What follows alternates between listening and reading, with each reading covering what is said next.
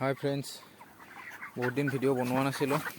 অলপ মাথাটো গৰম হৈ আছিলে, ব্ৰইলাৰ উঠাব লগা হৈ আছিলে, চব উঠোৱা নাই। দুদিন তিনিদিনমান ঘূৰালে, উঠিব বুলি কোৱাৰ পিছত গাড়ী নাহে। চ' আজি ৰাতিপুৱা অলপ উঠিলে, 627 মাল গ'ল। পিছ চাইডটো দেখিছে খালী আছে। এইবাৰ 3 দিন দানা খাবলৈও নাপালে, দানা নাছিলে। কলীয়াটো দেখিছে কিমান ডাঠ হৈ গৈছে।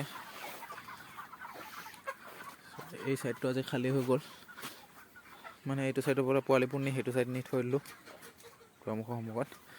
এইবাৰ এন্দুৰো বহুত হৈছে, এন্দুৰৰ গাত দেখিছেনে এইটো। চ' এইবাৰ ৰিজাল্টটো বৰ বিশেষ সুবিধাজনক নহ'ব যেন পাওঁ। এইবাৰ FCR মই চোৱালৈকে এতিয়ালৈকে অলপ বাঢ়ি আছে, যিটো মোৰ আজি 4-5টামান বেটছ যোৱা নাছিলে এনেকুৱা FCR। চ' এইবাৰ অলপ ৰিজাল্টটো বেয়া হ'ল।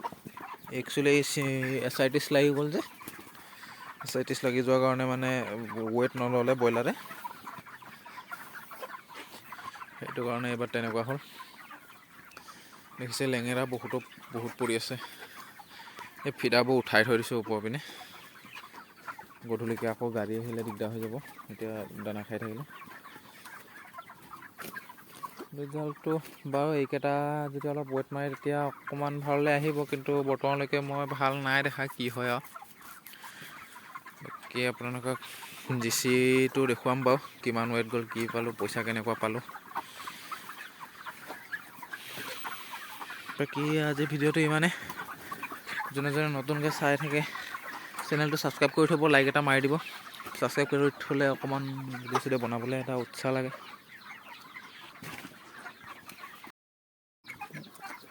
আৰু এভাৰেজ ৱেটটো কৈ দিছোঁ বাৰু, এভাৰেজ ৱেটটো এতিয়ালৈকে 2 কেজি 300 গৈ আছে।